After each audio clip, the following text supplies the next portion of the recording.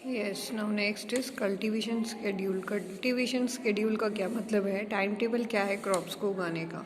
Schedule means time table, किस किस time पे कौन कौन सी क्रॉप्स उगाई जाती हैं और या किस किस मंथ के ड्यूरिंग उगाई जाती हैं, उनको क्या कहा जाता है, ये सारा सब कुछ उसमें दिया हुआ है। फर्स्ट पॉइंट, रेनी सीजन में उगाई जाने वाली क्रॉप्स को, रेनी सीजन में जिस भी चीज़ की फसल उगाई जाती है उसको खारिफ क्रॉप्स कहा जाता है। ठीक है, तो the crops which are grown in rainy season are known as kharif crops. Farmers इसमें क्या ग्रो करते हैं, खारिफ क्रॉप्स कौन कौन सी हैं, या खारिफ क्रॉप्स के कोई एग्जांपल पूछे तो क्या बताना है? ज्वार एंड बाजरा। क्या मंथ कौन से होते हैं? अक्टूबर से लेकर दिसंबर या अक्टूबर से लेकर जनवरी तक जो सर्दी का टाइम होता है उस टाइम में पोटैटो उगाया जाता है। तो रेनी सीजन वाली खारिफ कही जाती हैं, तो सर्दी के टाइम वाली कौन सी क्रॉप्स कही जाती हैं? वो कही जाती हैं rabi crops. The crops which are grown in winter from October to December या October to January, for example potato and wheat जो कि सर्दी की क्रॉप्स हैं, are known as rabi crops.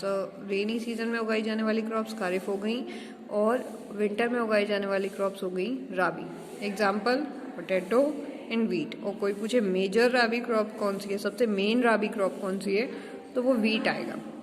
अब next is kept for family and surplus is sold, यानी कि जितना चाहिए खेत पे जितनी भी फसल हुई इन चीज़ों की किसान क्या करते हैं, अपनी फैमिली के लिए रख लेते हैं। कैप्ट फॉर फैमिली, जितना घर में इस्तेमाल होगा उतना निकाल के रख लेते हैं। And the surplus is sold, यानी सरप्लस मीन्स एक्स्ट्रा, एक्स्ट्रा जो भी बचता है उसको कर दिया जाता है सेल, सोल्ड हो जाती है वो चीज़, यानी उसको ले जाके बाहर वो बेच देते हैं, उससे जो पैसे आते हैं उससे अपना आगे की चीज़ें करते हैं। Next, separate part of land, यानी कि लैंड जितना टोटल उनके पास एग्रीकल्चर के लिए है उसमें से थोड़ा सा पार्ट वो सेपरेट रखते हैं। उसमें क्या करते हैं, उसमें दूसरे तरीके की क्रॉप्स उगाते हैं। यहाँ पे पालमपुर में शुगर केन उगाई जाती है। इन सारी फसलों के साथ ही लैंड पे कुछ इलाका सेपरेट कर दिया जाता है जिसपे ये लोग शुगर केन उगाते हैं। शुगर केन की जो रॉ फॉर्म होती है, यानी जो उसकी जब वो उग जाता है उस टाइम पे खेत में, उसको क्या कहते हैं, उसको डायरेक्ट शुगर केन नहीं बोलते, उसकी रॉ फॉर्म को जागेरी कहा जाता है। ठीक है, रीज़न क्या है कि पालमपुर में इतनी तरीके की क्रॉप्स उगाई जाती हैं, अलग अलग सीजन में अलग अलग क्रॉप्स आराम से उगाई जा रही है, सेपरेट लैंड में दूसरी क्रॉप्स भी उगाई जा रही हैं। इतने अच्छे कल्टीवेशन शेड्यूल का रीज़न क्या है? वेल डेवलप्ड इरिगेशन, सिंचाई की व्यवस्था, खेतों में पानी डालने की जो व्यवस्था है काफ़ी अच्छे से डेवलप हो गई है, यानी बहुत अच्छे से इरिगेशन वहाँ पे होता है जिससे ज़मीन में प्रॉपर फर्टिलिटी प्रोवाइड होती रहती है या फर्टिलिटी उसकी बनी रहती है। इलेक्ट्रिक रन ट्यूब वेल्स, और इरिगेशन अच्छा कैसे है? बारिश क्या यहाँ पे ज़्यादा स्पेशली अच्छी होती है? नहीं, बारिश तो जो होती है सो होती है, लेकिन इलेक्ट्रिसिटी से चलने वाले ट्यूब वेल्स के थ्रू यहाँ पे पानी बहुत अच्छे से खेतों में पहुँचाया जा सकता है। Now next heading is ways to increase production. Ways यानी तरीके, इंक्रीज करने के इस चीज़ को, प्रोडक्शन को, यानी फसल जो उगाई जाती है उसमें से जो भी प्रोड्यूस हुआ, इस पूरे प्रोसेस को प्रोडक्शन कहा जाएगा। खेत पे चीज़ों को उगाना भी एक तरीके का प्रोडक्शन ही है, एग्रीकल्चरल प्रोडक्शन कहा जाता है इसको और कैसे बढ़ाया जा सकता है, क्या तरीके हैं कि एग्रीकल्चर प्रोडक्शन को हम और बढ़ा सकते हैं? Point number 1, to grow more crops on a piece of land. एक ही पीस ऑफ लैंड पे, एक ही ज़मीन के पार्ट पे बहुत सारी तरीके की क्रॉप्स उगाना। इन अ ईयर, एक ही साल में उगाना, इज़ नोन एज, उसको कहा जाता है मल्टीपल क्रॉपिंग। मल्टीपल का मतलब भी होता है एक से ज़्यादा क्रॉप आप एक ही साल में एक ही लैंड पे अगर उगा रहे हैं तो उसको मल्टीपल क्रॉपिंग कहा जाएगा। To grow more crops on a piece of land in a year is known as multiple cropping. Point number 2, modern farming methods for higher yields.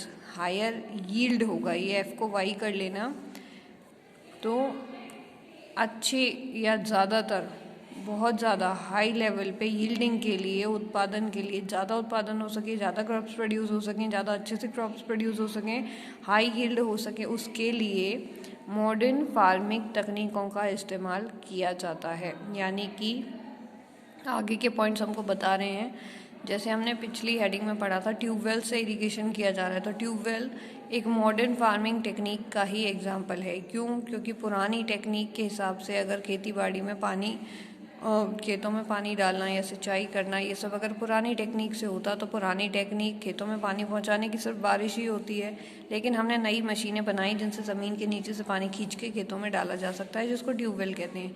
तो मॉडर्न टेक्निक हो गई है, ठीक है। तो मॉडर्न फार्मिंग टेक्निक्स ऐसी होती हैं जिनसे खेतों में हायर यील्डिंग हो सकती है, यानी ज़्यादा चीज़ें प्रोड्यूस हो सकती हैं, ज़्यादा उत्पादन हो सकता है, ज़्यादा क्रॉप्स उगाई जा सकती हैं। ग्रीन रेवोल्यूशन, हरित क्रांति, इसके बारे में बहुत ज़्यादा डिस्कस किया गया है। इन द लेट 1960s में, लेट 1960s का मतलब 60s का मतलब है 61 to 34, इसलिए 60 के आगे एस लगा दिया। लेट 1960s का मतलब है कि 60 के बाद वाले जो डिजिट्स हैं वो लेट आएंगे, यानी 8, 68, 69 ऐसे। इंट्रोड्यूस्ड फॉर फार्मर्स, 1960s में ग्रीन रेवोल्यूशन को फार्मर्स के लिए इंट्रोड्यूस किया गया था, या फिर ग्रीन रेवोल्यूशन ने 1960 में, हरित क्रांति ने फार्मर्स को कुछ चीज़ों से इंट्रोड्यूस किया था। क्या फार्मर्स पहले इतना नहीं जानते थे, लेकिन जब ग्रीन रेवोल्यूशन की बात आई तब उन्हें इन चीज़ों का पता चला और फिर वो अपने खेत में इन चीज़ों को रेगुलरली इस्तेमाल करने लगे। फार्मर्स के बीच ये चीज़ें बड़ी फेमस हो गई। पहले वो सिर्फ नेचुरल फार्मिंग मेथड से ही खेतीबाड़ी किया करते थे, फिर उन्हें पता चला कि HYV सीड्स भी होते हैं, यानी हाई यील्ड वैरायटी सीड्स भी होते हैं, जो केमिकल सीड्स होते हैं, और इनसे नेचुरल के मुकाबले ज़्यादा उत्पादन किया जा सकता है, ज़्यादा अच्छी और ज़्यादा क्रॉप्स होती हैं। Seeds producing much greater amount of grain on a single plant, यही जो मैंने अभी हिंदी में कहा था, यही इंग्लिश में ये लाइन बता रही है। सीड्स प्रोड्यूस करते हैं मच ग्रेटर अमाउंट, बहुत ज़्यादा क्वांटिटी ऑफ ग्रेन्स, अनाज की, ऑन अ सिंगल प्लांट, एक ही प्लांट पे बहुत ज़्यादा अनाज इससे पैदा किया जा सकता है। इसी सीड को HYV सीड्स कहा जाता है। HYVs plus chemical fertiliser plus pesticides क्या होते हैं? फर्टिलाइज़र आपको पता है, केमिकल फर्टिलाइज़र यानी कि जो केमिकल इंडस्ट्रीज़ में फर्टिलाइजर्स बनाए जाते हैं खेतों में डालने के लिए जिनसे ज़्यादा उत्पादन हो, उनको केमिकल फर्टिलाइज़र कहा जाता है। पेस्टिसाइड वर्ड में PEST, पेस्ट छुपा हुआ है। पेस्ट का मतलब होता है कीड़ा और पेस्टिसाइड का मतलब होता है कीटनाशक दवाई। खेतों में वो दवाई डालना जिससे कीड़े नहीं लग जाएं, ठीक है। खाने पीने की चीज़ें होती हैं, उनमें कीड़े भी लग सकते हैं, खेतों में अगर उगाई जा रही हैं तो उनमें दवाई छिड़की जाती है लिक्विड फॉर्म में, पेस्टिसाइड कहते हैं उसको। ये भी केमिकल दवाई ही होती है। इरिगेशन यानी कि वही खेतों में प्रॉपर पानी नहीं जाएगा तो फसल होगी कैसे। इन सब चीज़ों का इस्तेमाल करने के बाद हायर यील्ड्स देखी जाती हैं, यानी कि ज़्यादा से ज़्यादा उत्पादन देखा जाता है, ज़्यादा क्रॉप प्रोड्यूस होती है, अच्छी क्रॉप प्रोड्यूस होती है, हेल्दी क्रॉप्स होती है।